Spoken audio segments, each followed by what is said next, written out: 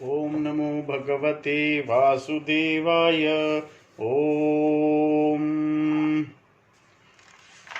ओम नमो भगवते वासुदेवाय।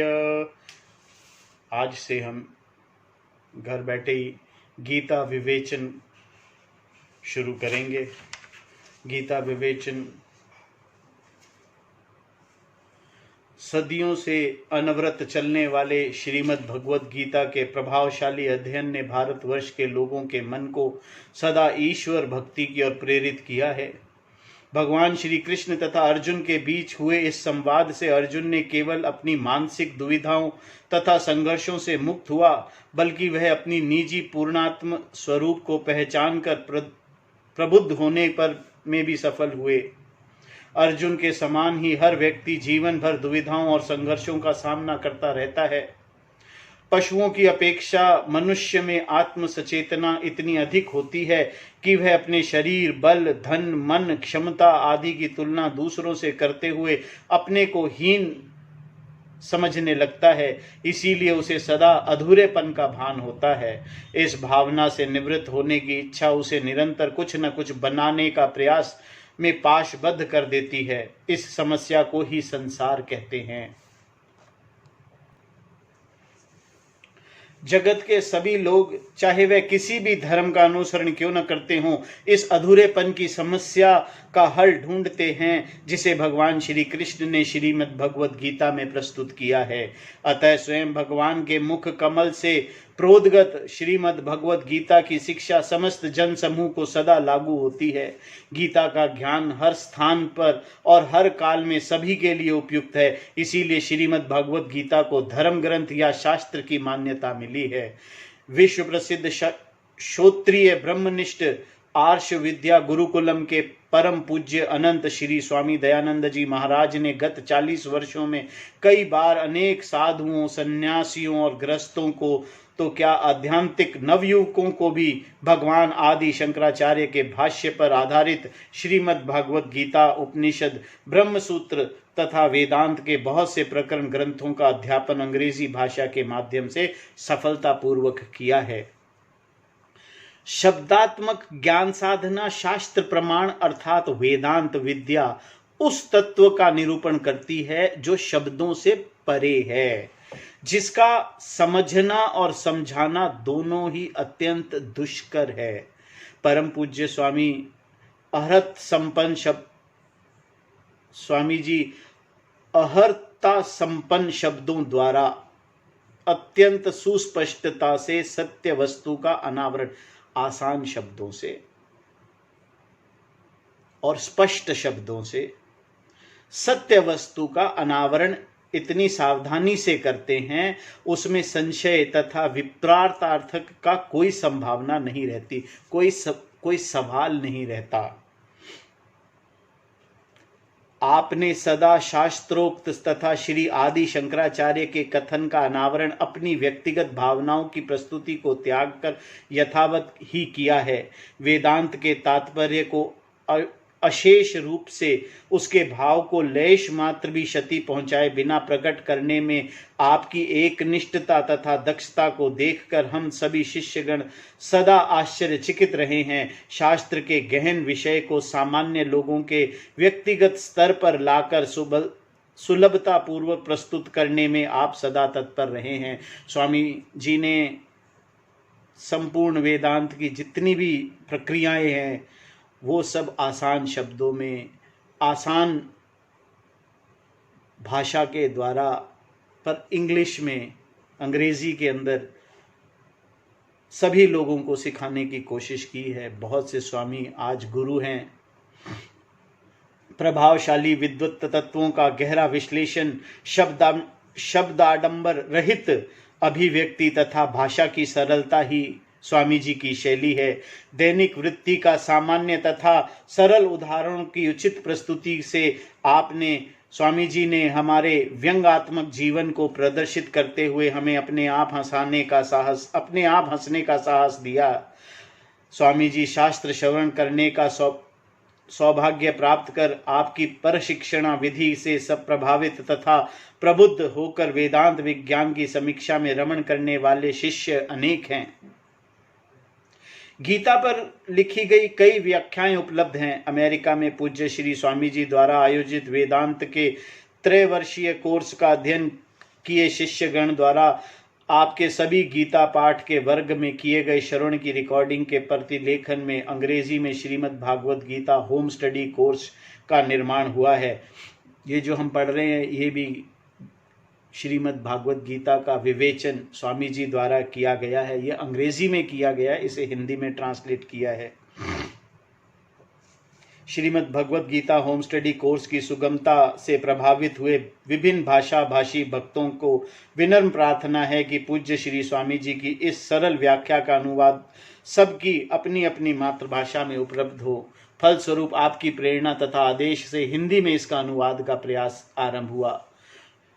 पूज्य श्री स्वामी जी की मूल रचना का अग्रगण्य तथा उसकी अभिव्यक्ति की गंभीरता का भाव प्रचलित जन व्यवहार की बोली में सरल भाषा में यथावत प्रकट करना बहुत ही कठिन सिद्ध हुआ है।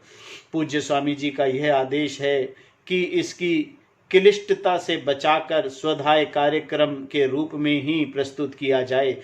इससे अतिरिक्त अन्य विद्वानों के सामान पूज्य श्री स्वामी जी किसी उक्ति लेख या किसी पुस्तक के अंश को पदत नहीं करते। अतः सहजता और सरलता पर ध्यान देते हुए इस बहुत ही आसान भाषा और बहुत ही सरल उदाहरणों द्वारा सहजता से इस संपूर्ण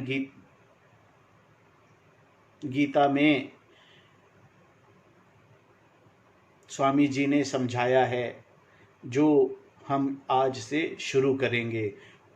पुनः जब श्रीमद् भागवत गीता का अध्ययन उन्होंने किया तब कुछ परिवर्तन लाए गए जो इस संस्करण में उपलब्ध हैं। जिनको पूज्य स्वामी जी के सानिध्य में गुरुकुलवासी होकर अध्ययन करने का सौभाग्य नहीं प्राप्त होता, वह घर बैठे गीता विवेचन का यह संस्करण कदाचित एक वरदान के रूप में होगा। यदि पाठकों को इस प्रकाशन से लाभ हो तो ईश्वर तथा सद्गुरु की कृपा होगी।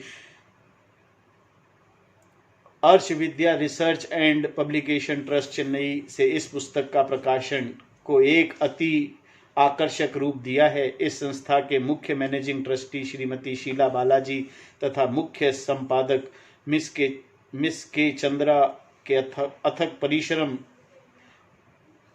और ये ट्रांसलेशन किया है आत्म तत्परानंद सरस्वती जी ने।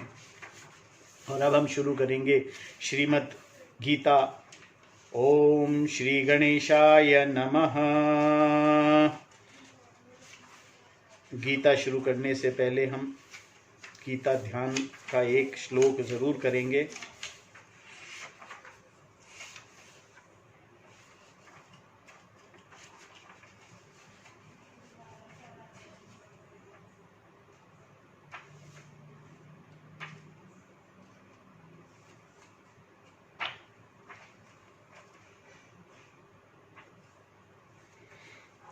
ॐ पार्थाय प्रतिबोधितां भगवता नारायणेन स्वयं व्यासेन ग्रथितां पुराणं मुनिना मध्ये महाभारतम् अद्वैतामृतवर्षिणी भगवतीम् अष्टादशाध्यायानीम् अम्ब त्वमानुसन्दधामि भगवद्गीते भवदेशिणीम्।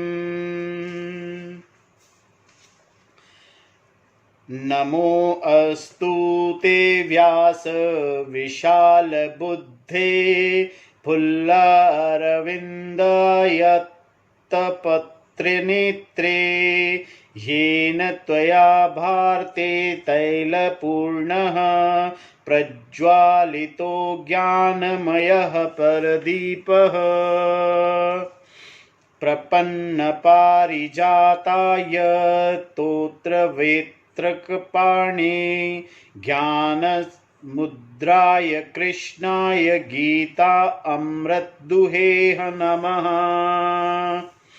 सर्व उपनिषदो गावो दुग्ध गोपालनन्दनः पार्थो वत्स सुधीभुक्त दुग्ध गीता अमृत महत वसुदेवस्तुं देव कंस चाणूरमर्दनं देवकी परमानन्दं कृष्णं वन्दे जगद्गुरुं कृष्णं वन्दे जगद्गुरुं। ये गीता का ध्यान श्लोक थे जिनको हम एक एक शब्द की परिभाषा करेंगे, आज से शुरू करेंगे। अभी मैं आपको सबसे पहले भगवत गीता की भूमिका से शुरू करूंगा। ओम सहना भवतु सहनौ भुनक्तु सह वीर्यं करवावहै तेजस्विनावधीतमस्तु मा विद्विषावहै।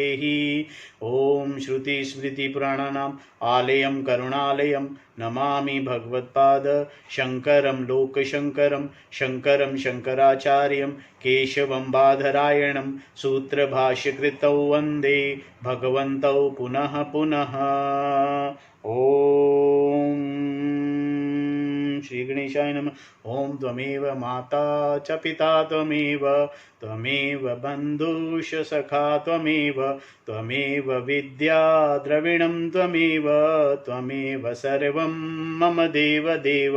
ओम गुरुदेव भगवान शिव शंकर भोलेनाथ कैलाशपति महाराज की जय, भगवान व्यास जी महाराज की जय, शंकराचार्य भगवान की जय, स्वामी चिन्मयानंद भगवान की जय, स्वामी दयानंद भगवान की जय, स्वामी प्रबुधानंद भगवान की जय, माता पिता की जय, सभी गुरु देवताओं की जय।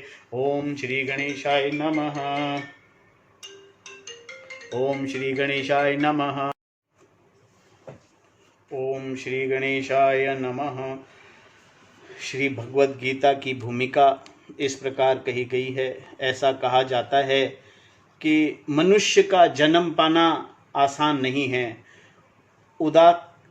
उद्विकास की दृष्टि से भी वानर तथा मनुष्य, उद्विकास माने मॉडर्न साइंस के मुताबिक भी दृष्टि से भी वानर तथा मनुष्य जीवन के बीच करोड़ों वर्षों का फासला है।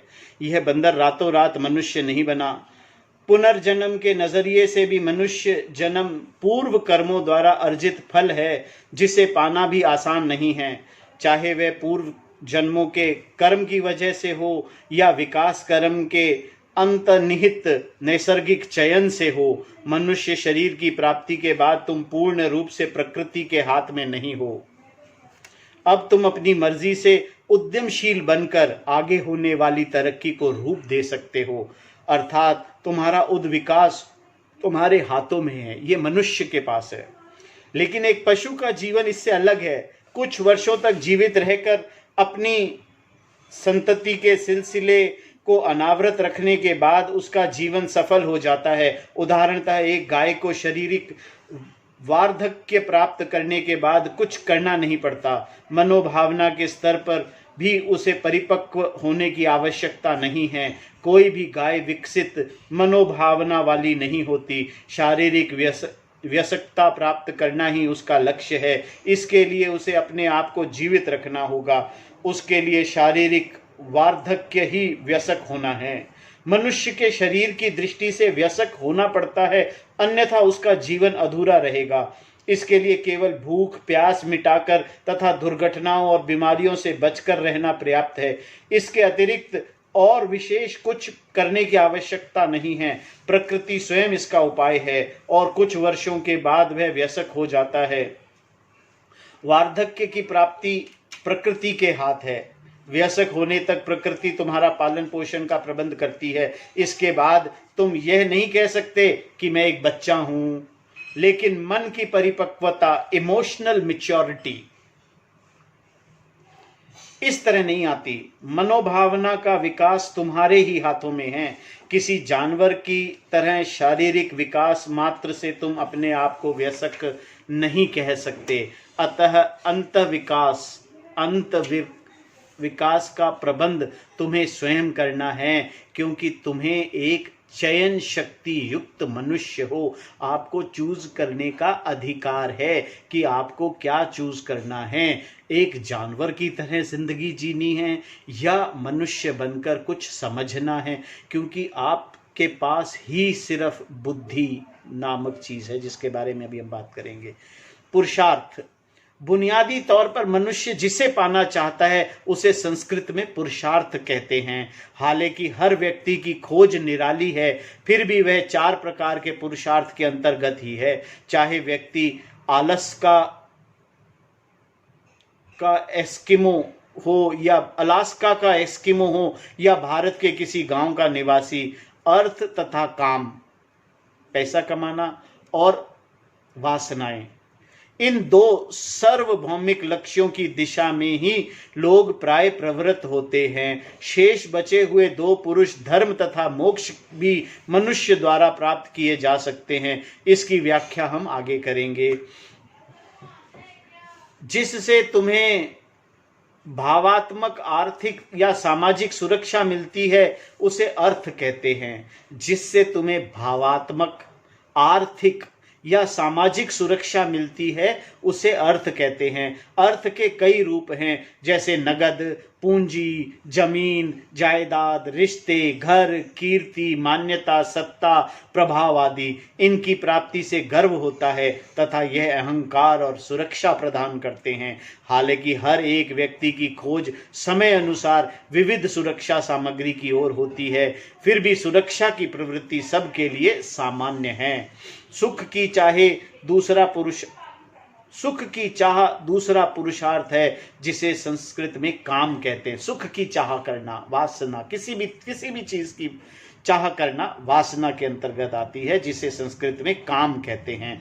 इसके भी कई रूप हैं, जैसे अमोद प्रमोद, मनोरंजन, मन बहलाने की बातें, पहेलियों को सुलझाना, क्रीड़ा समस्याओं का हल करना तथा साहित्य, काव्य आदि का अध्ययन भी काम के ही रूप हैं, क्योंकि इनसे मन बहलता है। मन को सुख देने वाली कोई भी इंद्रिय जनित अनुभूति अथवा कोई हृदय स्पर्शी अनुभव काम ही है। कोई भी पारिवारिक हंसी खुशी तथा स्वजन से प्राप्त होने वाले सुख को भी काम कहते हैं। संगीत, सैर सपाटे आदि से भी मनोरंजन प्राप्त होता है, अतः यह सब भी काम के दायरे में आते हैं, अर्थ के नहीं, क्योंकि इनसे पैसे जरूर खर्च होते हैं पर मन बहलता है। मन बहलाने के लिए ही सैर सपाटे के तुम पैसे खर्च करते हो। रात के खुले आसमान में टिमटिमाते सितारों के सौंदर्य का आनंद, सूर्योदय का सुंदर दृश्य, एक मनमोहक हंसता खेलता बच्चा या कोई मनोहारी चित्र आदि से भी मन बहलता है। यह सब न इंद्रिय जनित हैं और न प्रज्ञ साध्य इंटेलेक्चुअल हैं, इसीलिए इन्हें सरुचि संपन्न सुख, एस्थेटिक कहूंगा।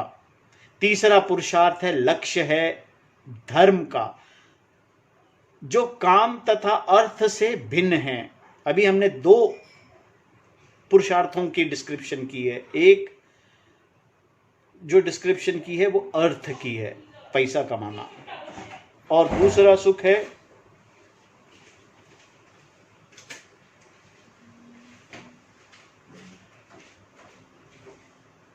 मन को सुख, इंद्रियों को सुख देने वाला काम।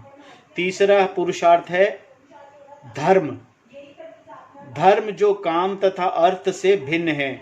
जैसे कि हम देखेंगे, धर्म शब्द के कई अर्थ हैं। यहाँ पर इसका प्राप्त तात्पर्य संतुलन जनित सुख, मित्रता, सहभागिता, परोपकार आदि द्वारा उत्पन्न आनंद से है। किसी के दुख को दूर करने का अनुभव किया गया आनंद काम नहीं है। यह आनंद अर्थ और काम से मिलने वाले सुख से अलग है, क्योंकि सुख की खोज में कोई भी पीड़ाग्रस्त व्यक्ति के पास नहीं जाता। यह किसी भी आरामगृह या संगीत सभा में जाने की तरह नहीं है सुख ही, लेकिन ये सुख अलग है। पैसे कमाने से भी सुख मिलता है, वो सुख अलग है। किसी वासना की पूर्ति होने से जो सुख मिलता है वो सुख अलग है। किसी की सेवा करने से जो सुख मिलता है वो सुख, ये अलग सुख है। वहाँ डॉक्टर इस सुख का अनुभव करता है जो सिर्फ धन कमाने के लिए ही काम नहीं करता।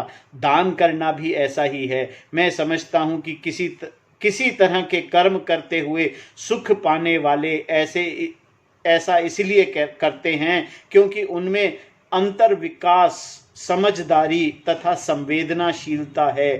प्रेम को समझने के लिए किसी की आवश्यकता है, क्योंकि प्रेम करने का मतलब उस व्यक्ति को अच्छी तरह समझना। इसके लिए शिक्षा और सभ्यता होनी चाहिए। जिसने जीवन के अनुभव में कुछ सीखा नहीं, जो सभ्यताहीन है, उसे खान पान जैसे स्थूल भोगों के सिवा क्या मिलेगा। उसके भाग्य में परोपकार आदि सुख भी नहीं होंगे। इससे सिद्ध होता है कि जीवन का लाभ सभ्यता तथा शिक्षा पर निर्भर है। कहा जाता है कि चिकित्सक के एक प्रोफेसर ने अपना प्रारंभिक पाठ देते हुए कहा था, जिसे तुम्हारा मन नहीं जानता उसे तुम्हारी आंखें नहीं देख सकती।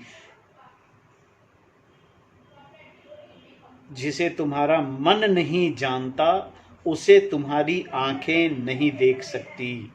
इसका तात्पर्य यह है कि सभी और रोग के लक्षण दिखाई देने के बावजूद चिकित्सा ज्ञान के बिना बीमारी का कारण तुम्हारी नजर से बचकर ही रहेगा। आंखों को रोग का चिन्ह दिखाई देने पर भी मन रोग को नहीं समझ पाएगा। जीवन में भी ऐसा ही है, क्योंकि तुम अपनी जानकारी से अधिक नहीं देख पाओगे। इसका यह मतलब नहीं है कि तुम्हें जीवन का निचोड़ कर बहुत कुछ निकालना है, बल्कि जीवन को उदार और सही बनाना है। इसके लिए समझदारी की जरूरत है। जीने का अर्थ यह नहीं है कि निरुत्साह होकर जीवन को ढोते हुए रविवार के आने का तक रोजाना उठकर दफ्तर जाना और घर लौटना तथा अपने आप को भूलने और ताजा दम होने के लिए छुट्टियों की प्रतीक्षा करना। वास्तव में सारा जीवन ही एक मनोरंजन अवकाश बन सकता है। एक बार एक सन्यासी से किसी ने पूछा, स्वामी जी आप छुट्टी पर नहीं जाते, आप तो हर रोज काम करते हैं। सच पूछो तो सन्यासी का जीवन एक लंबी छुट्टी के समान ही है।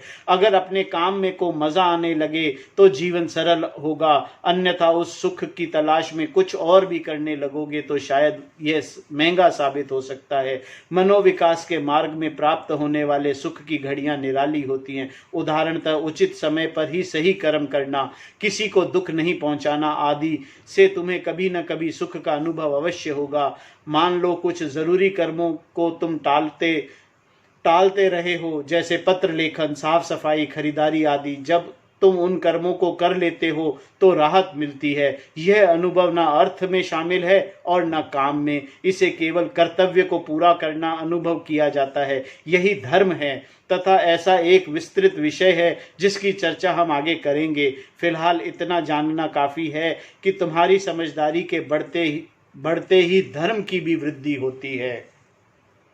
इस तरह अर्थ, काम तथा धर्म यह तीन पुरुषार्थ हुए। चूंकि हम धर्म को अधिक महत्वता देते हैं, इसीलिए धर्म पहले आता है तथा अर्थ और काम इसके बाद। धर्म तुम्हारी परिपक्वता को बढ़ाता है। जितने अधिक तुम्हारी समझदारी बढ़ेगी, उसकी अनुपात से तुम्हारा धर्म भी। समझदार या वयस्क होने के लिए धर्म की समझ तथा उसका अनुसरण अति आवश्यक है। इसलिए धर्म का स्थान प्रथम है। धर्म की हानि किए बिना अपने कर्तव्य को करते हुए सुरक्षा और सुख का अनुसरण करना उचित है। यह तीन पुरुषार्थ को इस प्रकार समझना चाहिए। डिटेल में करेंगे अभी हम। मोक्ष चौथा पुरुषार्थ है मोक्ष। बंधन से मुक्ति को मोक्ष कहते हैं।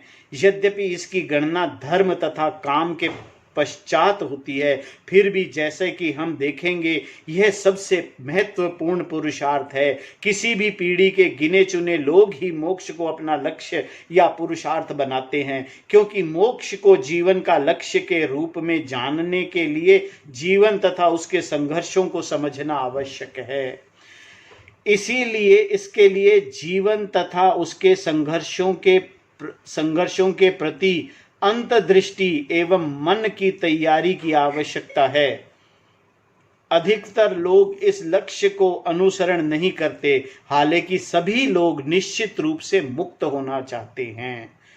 मोक्ष का मतलब है बंधन से छोड़ना, मुक्त होना। बंधन से जो बंधन है, आप सब अपने अपने बंधन अपने अपने दिमाग में इकट्ठे कर लो। उन सब बंधनों से मुक्त होना मोक्ष है। मोक्ष को हम छुटकारा या आजादी के रूप में समझते हैं, फिर भी इसकी व्याख्या अजीबोगरीब ढंग से की गई है। मनुष्य अपने आप को बंधा हुआ समझता है जिससे वह छुटकारा पाना चाहता है, इसी को मोक्ष कहते हैं। जो जेल में कैद नहीं है वह आजाद है। जेल में रहने वाला आजाद नहीं कहलाता, वह उसे चारदीवारी से बाहर नहीं आ सकता। उसने अपनी स्वतंत्रता खो दी है तथा वह उसे वापस पाना चाहता है, जेल के बंधन से छूटना चाहता है। पैर की हड्डी टूटने की वजह से बैसाखी का सहारा लेकर चलने वाला बैसाखी से छुटकारा पाना चाहता है। इसी तरह दीवार के सहारे या माँ का हाथ पकड़ के चलने वाला बच्चा उन सहारों को छोड़कर चलना चाहता है, वह अपने पैरों पर खड़ा होकर चलना चाहता है। आजादी का मतलब है किसी न किसी बंधन से मुक्त होना। सच पूछो तो जिसे हम नहीं चाहते उससे छुटकारा पाने को ही मोक्ष कहते हैं। क्योंकि यह पुरुषार्थ सभी का लक्ष्य है, इसीलिए मुक्ति की इच्छा केवल मुझे ही नहीं बल्कि सभी को है। आम तौर पर अनचाही चीजों से छुटकारा पाना सभी को पसंद है। सुरक्षा प्रदान करने वाले विषयों से मेरा लगाव इस वास्तविकता को प्रकट करता है कि मैं असुरक्षित हूँ। मन को बहलाने की इच्छा काम से भी पता चलता है कि मैं बेचैन हूँ, अपने आप से खुश नहीं हूँ। अगर तुम हमेशा सुख और सुरक्षा की खोज में लगे रहोगे तो जीवन की सफलता तुम्हें कब मिलेगी? तुम कब ये कह सकोगे कि मेरा जीवन सफल हो गया? तुम तभी होगा जब तुम अपने को सुरक्षित और सुखी पाओगे। इसी को मुक्ति कहते हैं। मोक्ष का अर्थ वंशोद्धार सैल्वेशन नहीं है, क्योंकि ऐसा कहने से व्यक्ति को उसकी हीनता का एहसास होता है। यह शब्द वंशोद्धार मूल संस्कृत में नहीं है, क्योंकि इससे अपने आप को हीन समझने की भावना की दृढ़ीकरण होता है। इसका मतलब यह हुआ कि एक उद्धारकर्ता सेवियर की भी जरूरत होगी, किसी सेवियर की। वंशोद्धार, मैं असुरक्षित हूं, यह भावना, मैं अपने आप से असंतुष्ट हूं, यह हीन भावना, इस तरह की धारणाओं को बेड़ियों से अपने आप को छुड़ाना ही मोक्ष का सही अर्थ है।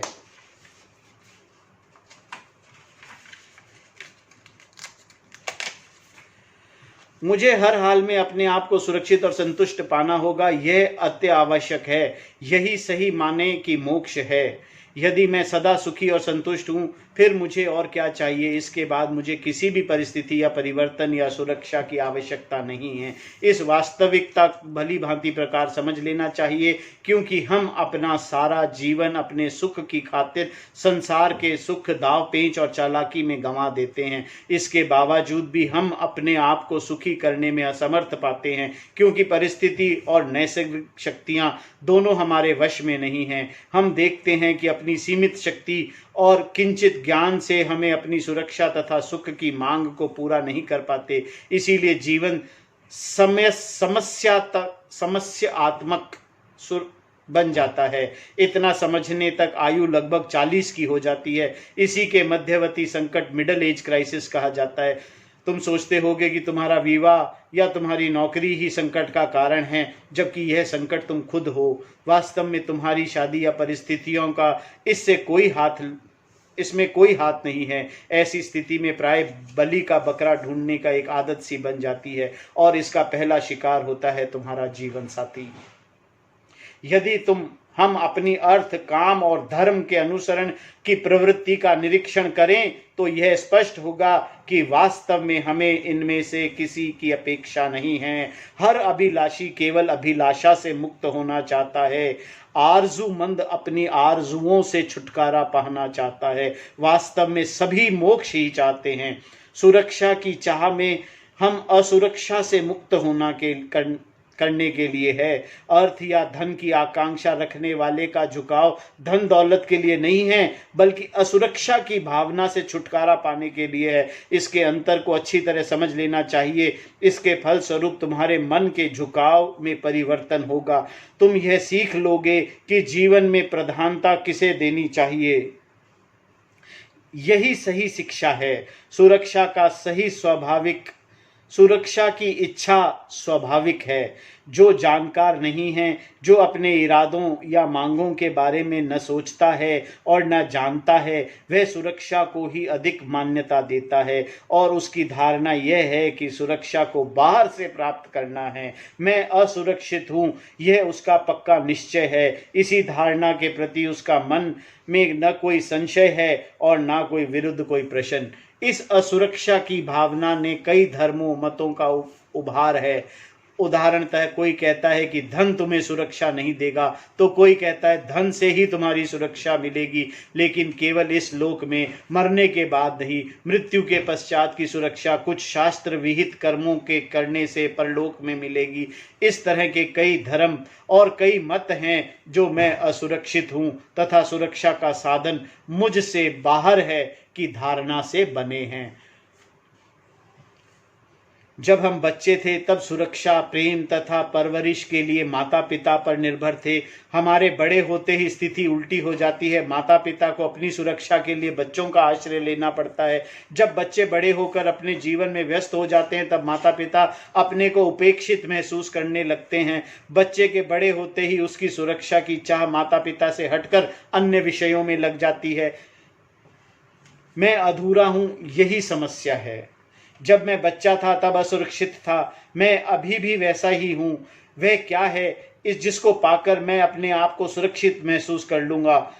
इसके प्रति हर व्यक्ति के इरादे हर घड़ी बदलते रहते हैं। हमारी चाहत की चीज़ें भी बदलती रहती हैं। उन्हें पूरा करना ही जीवन का लक्ष्य है, ऐसा अधिकतर लोग समझते हैं। मैं समझता हूँ कि कोई भी इतना बदनसीब होने के लायक नहीं है। अपनी इच्छाओं की पूर्ति से सारा जीवन बिताने पर भी असुरक्षा की भावना जाती नहीं है। सच पूछो तो असुरक्षा समस्या है ही नहीं। किसी चीज की कमी भी समस्या नहीं है। समस्या यह है कि मैं अधूरा हूं। जिस चीज की कमी होना तथा मैं अधूरा हूं, इन दोनों का अंतर को साफ साफ समझ लेना चाहिए। विषयों के प्रति मेरी रुचि बदलती रहती है। कभी चाय का अभाव है तो कभी दूध का, कभी घर का, कभी गाड़ी का, कभी बच्चों का। हर व्यक्ति की व्यक्तिगत कमियां अलग अलग है। यह कमियां व्यक्ति, स्थान, समय, सभ्यता तथा आयु के अनुसार बदलती रहती है। लेकिन मैं अधूरा हूं या मुझ में कमियां हैं, यह सब के लिए समान है। मुझ में एक स्वस्थ शरीर की कमी है, ऊंचे कद की कमी है, एक सुंदर नाक की कमी है, मेरी पलकें लंबी नहीं हैं, मेरे शरीर का रंग अलग क्यों है, आदि अनगिनत कमियों की यह शुरुआत है। मैं अधूरा हूँ, यह भावना सार्वभौमिक है।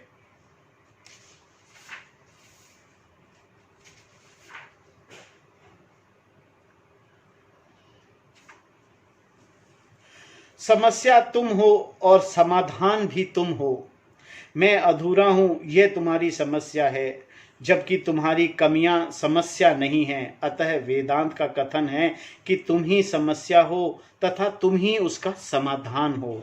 समस्या दो प्रकार की होती है। एक का हल समस्या के बाहर होता है, दूसरा का हल समस्या के अंदर होता है। यदि तुम ठंड लग रही है तो इसका हल बाहर है। गर्म कपड़े पहनकर शरीर को ढक सकते हैं, यूं बाहर धूप में बैठ सकते हैं। समस्या का हल यदि बाहर हो तो उसके लिए कुछ किया जा सकता है। अगर भूख लगी हो तो समाधान भोजन बाहर है। लेकिन समस्या अगर एक पहेली की हो तो उसका हल उस पहेली के अंतर्हित निहित होता है। चूंकि हल समस्या में है, इसीलिए यह कोई समस्या नहीं है।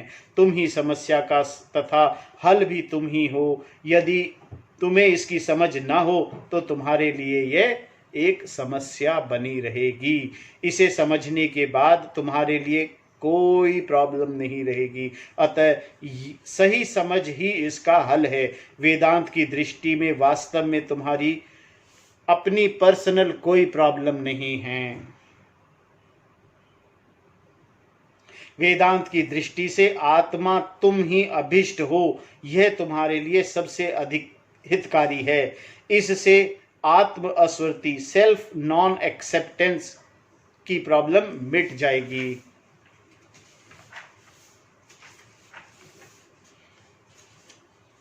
जीवन का एकमात्र लक्ष्य जो है वो मोक्ष है। इस बात को अच्छी तरह समझ लेना चाहिए कि अर्थ तथा काम का अनुसरण करने वाले भी असुरक्षा और दुख के मुक्त होना चाहते हैं। चूंकि हर व्यक्ति अधूरपन से छुटकारा पाना चाहता है, इसीलिए सभी मोक्ष चाहते हैं। ऐसा लगता है कि अर्थ, काम और धर्म की तरह मोक्ष भी एक और लक्ष्य है, लेकिन वास्तव में ऐसा नहीं है। मोक्ष ही सभी लक्ष्यों का लक्ष्य है। मोक्ष पाना ही, अर्थ भी इसीलिए कमाया जाता है, वासनाओं की पूर्ति भी इसीलिए की जाती है, और धर्म भी इसीलिए है कि मोक्ष की प्राप्ति हो।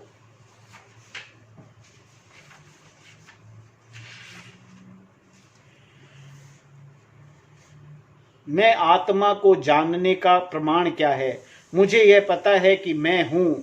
जैसे कि हम आगे और विस्तार से देखेंगे, अपने अस्तित्व को जानने के लिए हमें किसी प्रमाण की ज़रूरत नहीं है। मुझे सिर्फ इतना जानना है कि मैं क्या हूँ। क्या मैं वही हूँ जो मैं अपने आप को समझता हूँ? क्या मैं असुरक्षित हूँ? अपने आप को असुरक्षित समझने का कारण क्या है? इन सब के बारे में हम विस्तार से देखेंगे। अभी इतना जानना काफ़ी होगा कि अपने आप को असुरक्षित समझने का मुख्य कारण अज्ञान है, और इस अज्ञान को दूर करने का एक ही मात्र उपाय है, और वो है वेद। वेद में स्वर्ग लोक आदि का उल्लेख है। क्या यह सिद्ध किया जा सकता है? क्या इसका निराकरण हो सकता है? इस तरह के प्रश्नों के जवाब भी हम यहीं कह सकते हैं कि ये सब प्रमाणित किए जाएंगे।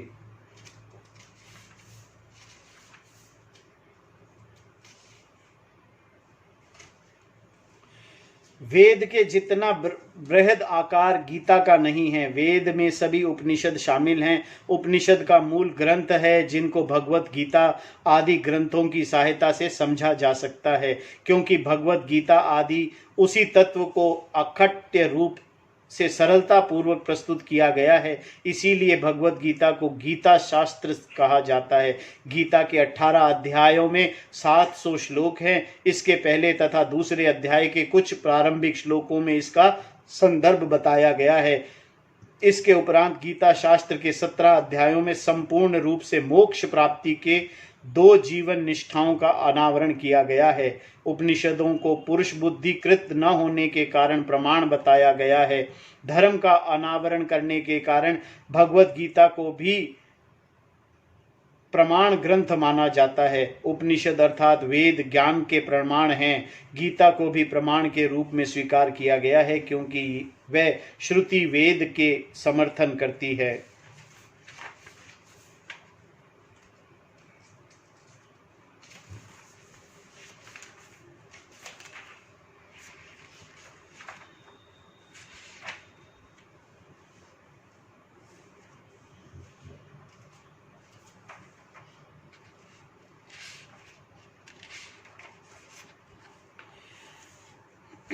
गीता का विषय ब्रह्म विद्या। भगवान को अपने विवेचन का विषय बनाने वाली गीता के वास्तव में 2 पहलू हैं, प्रवृत्ति मार्ग और निवृत्ति मार्ग। एक में कर्म योग के बारे में बताने वाला योग शास्त्र है, तथा दूसरे में ब्रह्म का ज्ञान ब्रह्म विद्या। अतः गीता का संकेत कर्म तथा कर्मों का त्याग दोनों की ओर से, जीवन यापन की दोनों निष्ठाएं ब्रह्म विद्या के लिए है। वास्तव में ब्रह्म विद्या ही गीता का प्रमुख विषय है। इस ब्रह्म विद्या के अध्ययन के लिए सन्यासी सब कुछ त्याग देता है। सन्यासी वह है जो इस विद्या के अध्ययन के लिए सभी कर्मों को त्याग करता है। सन्यासी केवल ब्रह्म विद्या की प्राप्ति में प्रवृत्त होता है, जबकि कर्मयोगी कर्मों को करते हुए ब्रह्म विद्या की प्राप्ति को प्रयास करता है। कर्मयोगी कर्म किस प्रकार का होता है? कर्मयोगी एक विशेष मनोभाव से कर्म करता है, जिससे वह कर्म योग में बदल जाता है। चूंकि इससे ब्रह्म विद्या तथा कर्म योग दोनों हैं, इसीलिए गीता के विषय को 2 पहलू हैं, ब्रह्म विद्या और योग शास्त्र। सीधे सादे शब्दों में ब्रह्म विद्या का अर्थ है वास्तविकता का ज्ञान। ब्रह्म क्या है? ईश्वर अथवा भगवान को कैसे समझें? जगत की वास्तविकता क्या है? जीव का स्वरूप कैसा है? आत्मा की सच्चाई क्या है? जीव जगत तथा ईश्वर के बीच किस प्रकार का नाता है? इन सब की वास्तविकता क्या है? क्या इन तीनों में कोई समानता है, यह तीनों एक ही हैं या अलग अलग? ब्रह्म विद्या अर्थात ब्रह्म का ज्ञान इन सब बातों पर प्रकाश डालता है। ब्रह्म विद्या की प्राप्ति के लिए एक व्यक्ति अधिकार अर्तिव के रूप में कुछ गुणों का होना आवश्यक है, जो कर्म योग के द्वारा संभव हो सकता है। इन गुणों को पाने का मार्ग कर्म योग का विचार विमर्श गीता में विस्तार से किया गया है। ब्रह्म विद्या का योग शास्त्र दोनों की व्याख्या गीता में होने के कारण ही उसे शास्त्र की मान्यता मिली है। इसीलिए कहा गया है, गीता सुगीता कर्तव्य किम अन्य शास्त्र विस्तरे। अन्य पुस्तकों के विस्तार से पढ़ो या न पढ़ो, गीता का अध्ययन भली प्रकार से करना चाहिए। इस उक्ति से पता चलता है कि गीता का विषय अपने आप में एक संपूर्ण विषय है। कुछ लोगों का कहना है कि संकट की घड़ी में गीता पढ़कर उनको अपनी समस्या का हल अक्सर मिल जाता है। शायद यह सही भी है, लेकिन गीता के पास हर व्यक्ति की बुनियादी सवाल का हल भी है। अब प्रश्न यह उठता है कि तुम्हें उसकी आवश्यकता है या नहीं।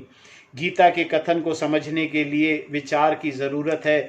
अपने भाष्य के प्रारंभ में ही आदि शंकराचार्य जी कहते हैं, तद एदम गीता शास्त्रम समस्त वेदार्थ सार संग्रहभूतम देवीज्ञयर्थम। गीता का तात्पर्य समस्त वेदों के शब्द अर्थ के सार के रूप में है, जो समझने में बहुत कठिन है। तदर्था आविष्कारणाय अनेके विवृत पदार्थ वाक्यार्थ न्यायम अपि अत्यंत विरुद्ध अनेकार्थत्वेन लौकिके ग्रहमाणम उपलभ्य अहम विवेकतः अर्थ निराधरणाम संक्षेप्तः विवरण करिष्यामि। इन व्याख्याकारों ने इसके अर्थ तथा अभिप्राय को स्पष्ट रूप से प्रकट करने का प्रयास किया है, फिर भी अधिकतर लोग ने इसे अलग अलग ढंग से समझाया है, जो परस्पर विरोधी हैं। इस भ्रांति को देखते हुए कि मैं विवेकपूर्ण इस विषय को संक्षेप में प्रस्तुत करूंगा। किसी ज्ञान के सार का वर्णन करते समय कभी कभी उसकी व्याख्या क्लिष्ट या जटिल हो जाती है। संपूर्ण वेदार्थ का सार होने के कारण गीता का अनावरण करने वाले शास्त्र का पूर्ण ज्ञान होना चाहिए। कुछ हद तक शास्त्र से परिचित होने पर भी अर्जुन के लिए इसे समझना आसान नहीं था। उसे भी कई प्रश्न पूछने पड़े। जब अर्जुन की यह दशा थी तो आधुनिक लोगों का तो कहना ही क्या। ना हमारी पृष्ठभूमि अर्जुन की तरह है और ना हम वेदों के समीप हैं। ऐसा लोगों के लिए उपनिषदों की तरह गीता को समझना भी कठिन होगा। आत्मज्ञान शब्दों के रूप में है, इसीलिए यह विषय अनोखा है तथा शब्दों के दायरे में से आसानी से नहीं आता।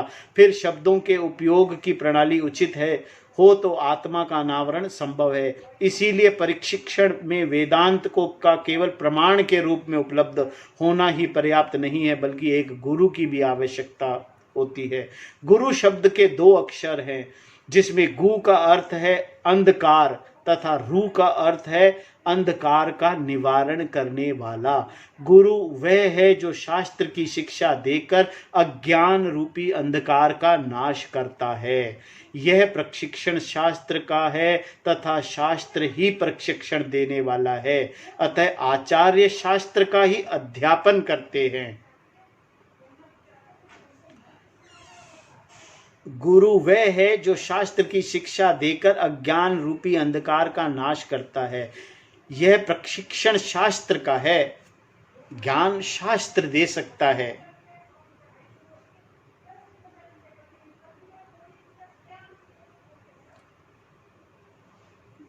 प्रशिक्षण माने ज्ञान जो है वो शास्त्र दे सकता है। अतः आचार्य भी शास्त्र का अध्यापन करते हैं, खुद पढ़ते हैं।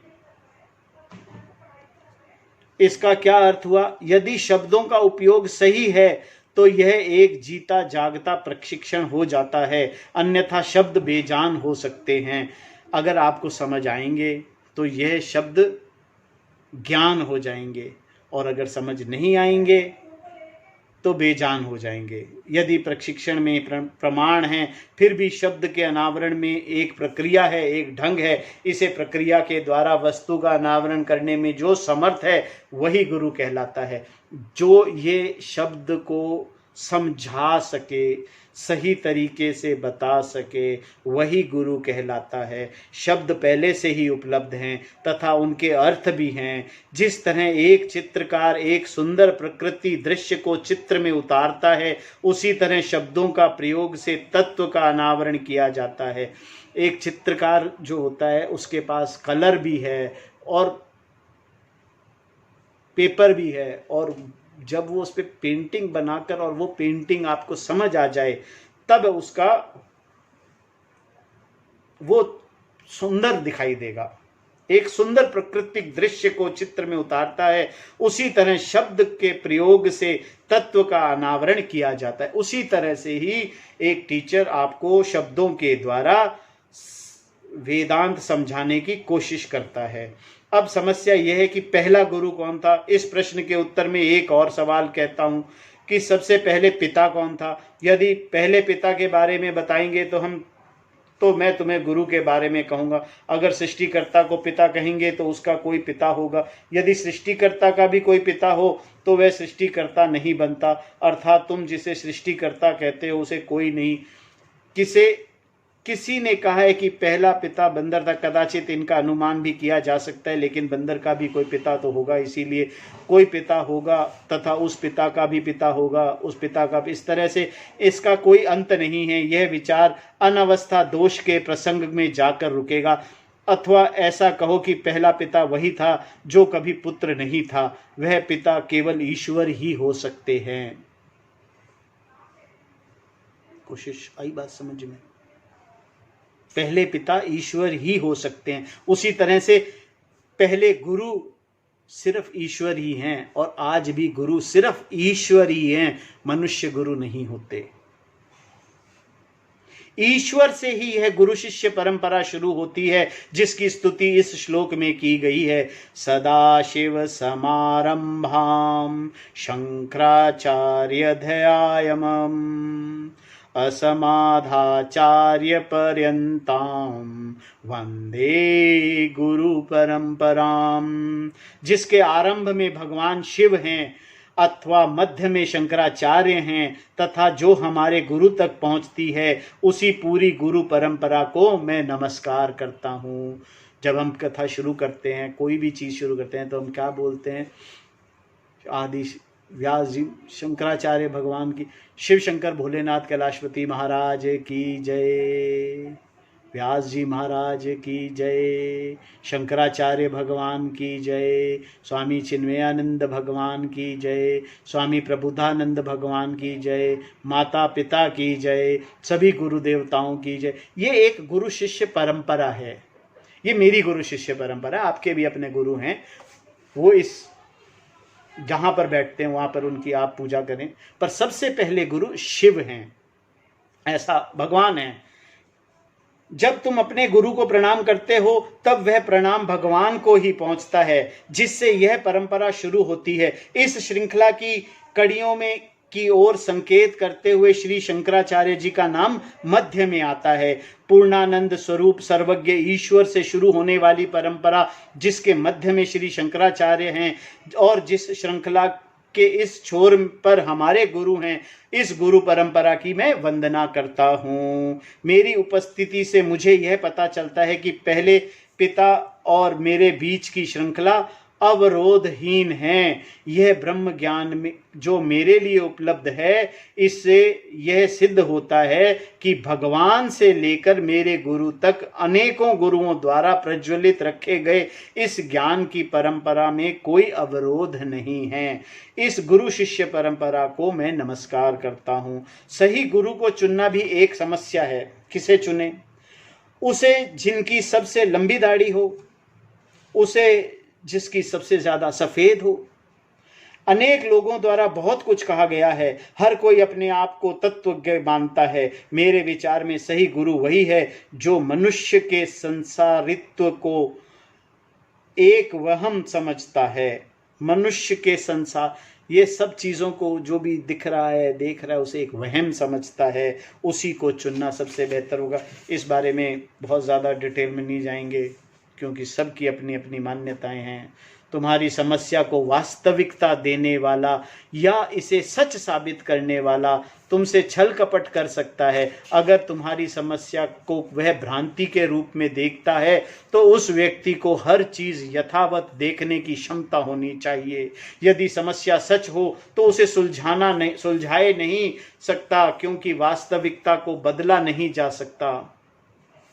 यदि समस्या सच हो तो उसे सुलझाया नहीं जा सकता, क्योंकि वास्तविकता को बदला नहीं जा सकता। कुछ सुलझाना नहीं है, कुछ उलझा हुआ नहीं है, कुछ सुलझाना नहीं है। यदि मैं सचमुच अधूरा सीमित हूं तो उसके कोई उपाय नहीं है। किसी की मदद को सहारा हो या ना हो, एक सीमित व्यक्ति कभी भी असीम नहीं हो सकता।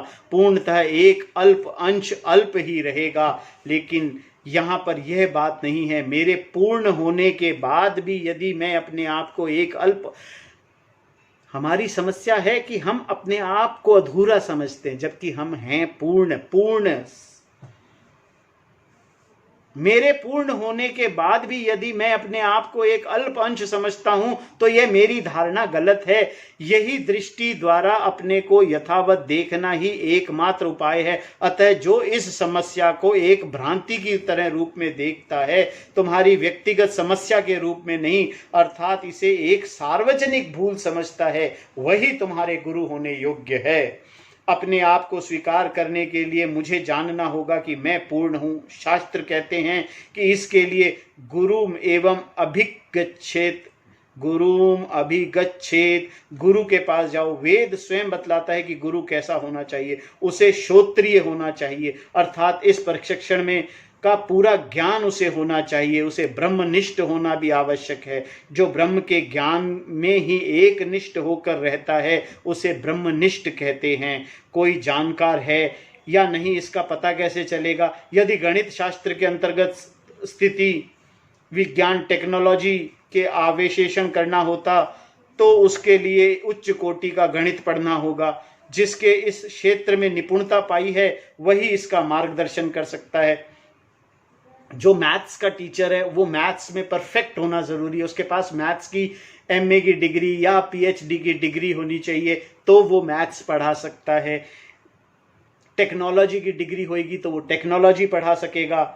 इसी तरह से लेकिन ब्रह्म विद्या के लिए सही गुरु को पहचानना एक समस्या है, क्योंकि यह आध्यात्मिक ज्ञान है तथा अन्य विषयों का ज्ञान से अलग है। अगर कुछ हद तक भी इसमें इस विषय की जानकारी नहीं रही तो हम कैसे जान पाएंगे कि गुरु ने इस अध्ययन के अनुशासन को पार किया है या नहीं। समाज में इसकी जानकारी होनी चाहिए कि कौन ज्ञानी है तथा कौन ढोंगी।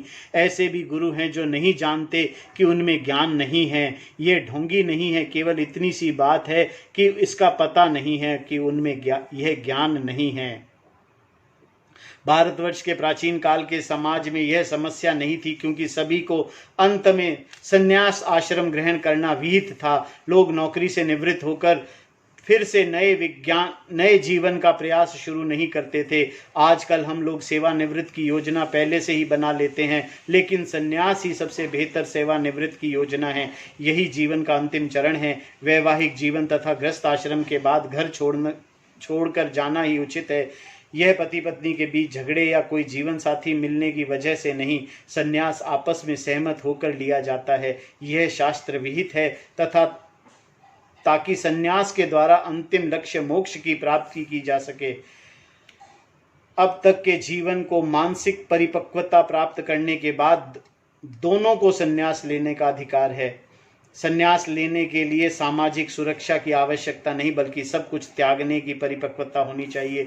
भारतीय समाज संन्यास आश्रम का आदर करता है तथा यह वेद विहित भी है। अतः संन्यासियों की देखभाल समाज करता है। हालांकि कुछ लोग संन्यास को टालना चाहते हैं, फिर भी हर व्यक्ति से यही उपेक्षा है कि अंत में वे सन्यासी बने। सन्यासी बनने का अर्थ या तो उसे ज्ञान हो गया है या ज्ञान प्राप्त करना चाहता है। एक गृहस्थ से भी यह अपेक्षा है कि आत्मज्ञान की प्राप्ति के लिए शास्त्र का अध्ययन करे। संन्यास लेने के पश्चात नित्य कर्म या कर्तव्य नहीं करना पड़ता, केवल पढ़ना और पढ़ाना ही उसका कर्म है। हर गांव में सन्यासी आते जाते हुए रहते हैं, हमने देखे हैं। जिस प्रकार हम जानते हैं कि समाज में गणित के प्राध्यापक कौन है तथा कौन नहीं, उसी तरह लोगों को इसका पता रहता है कौन ज्ञानवान है और कौन नहीं।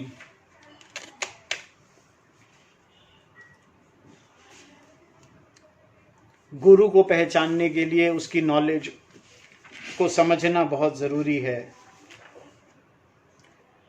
आपको कौन वेदांत की शिक्षा दे, इसका निर्णय आपको करना है। आपको डिसाइड करना है कि कौन आपको पढ़ा सकता है, और जो पढ़ा सकता है उसका पढ़ा हुआ होना बहुत ज़रूरी है। उसने क्या पढ़ रखा है। सिर्फ आडंबर करने वाला गुरु नहीं होता, आडंबरों से गुरु नहीं होता। जिसने इस विषय विद्या का अध्ययन किया है वह विद्वान है तथा उसे श्रोत्रिय कहा जाता है। गुरु विद्वान होता है, लेकिन एक विद्वान गुरु हो ऐसा कोई नियम नहीं है। गुरु के लिए इस ज्ञान में निष्ठ होना होकर रहना आवश्यक है। इस ज्ञान में तत्पर होकर रहने वाला को ब्रह्मनिष्ठ कहते हैं। इसके महत्व को समझना जरूरी है। यदि वह सुरक्षा की अपेक्षा से इस विद्या का उपयोग कर रहा है तो वह असुरक्षित है। अगर वो पैसे कमाने के लिए इस ज्ञान को बांट रहा है तो वो फिर असुरक्षित ही है। वो सुरक्षा ढूंढ रहा है पैसों के जरिए। इसलिए यह कहना होगा कि इस विषय का ज्ञान नहीं है, उसे अध्यापन करने का अधिकार नहीं है, उसे पढ़ाने का कोई अधिकार नहीं है। वह स्वयं अपना अन्वेषण कर रहा है तथा तुम्हें सिखाने के लिए उसके पास कुछ भी नहीं है। उससे केवल शब्दों का संग्रह ही मिलेगा, जिसके लिए किसी गुरु की आवश्यकता नहीं है। वेदांत की कोई भी एक पुस्तक तथा एक शब्दकोश पर्याप्त है।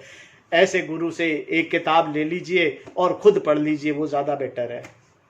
तुम्हें एक ऐसे गुरु की आवश्यकता है जो शब्दों को नियोजन करते हुए उन्हें सार्थक बनाता है। ऐसा वही कर सकता है जो सम्मान और सुरक्षा की अपेक्षा से मुक्त हो, जिसे किसी चीज से अब डर नहीं रहे, जिसे किसी के सम्मान की भी जरूरत नहीं है, जिसे किसी चीज से असुरक्षा भी नहीं है। उसकी प्रशिक्षण विधि गहरी बातों को स्पष्ट करने की क्षमता तथा समझाने के ढंग ही उसके ज्ञान का सबूत है।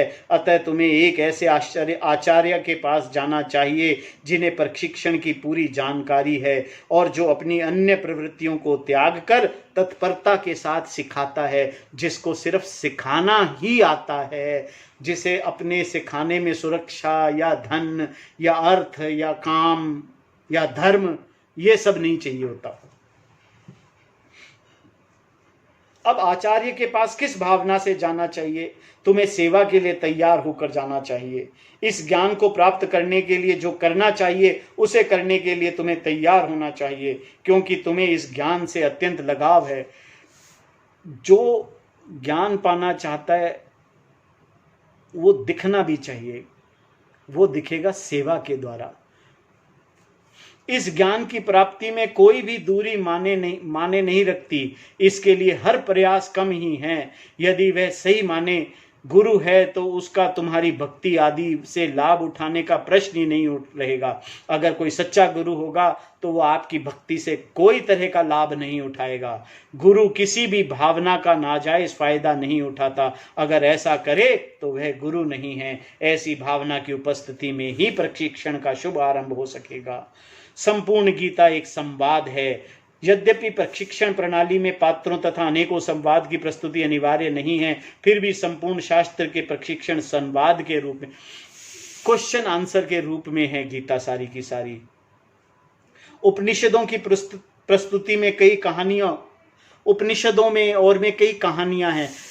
श्रीमद् भागवत पुराण में कहानियों के रूप में बताया गया है। इनमें कोई नाम पात्र का वर्णन है, कई नामों पात्रों का वर्णन है। यदि तत्वमसि तुम वह हो यह उपनिषद का उपदेश है तो मात्र उपदेश की प्रस्तुति क्यों नहीं की गई? कहानियों की क्या आवश्यकता है? कहानियों के माध्यम से संप्रदाय या परंपरा सिखाने की विधि, यही मनोभावना आदि पर प्रकाश पड़ता है।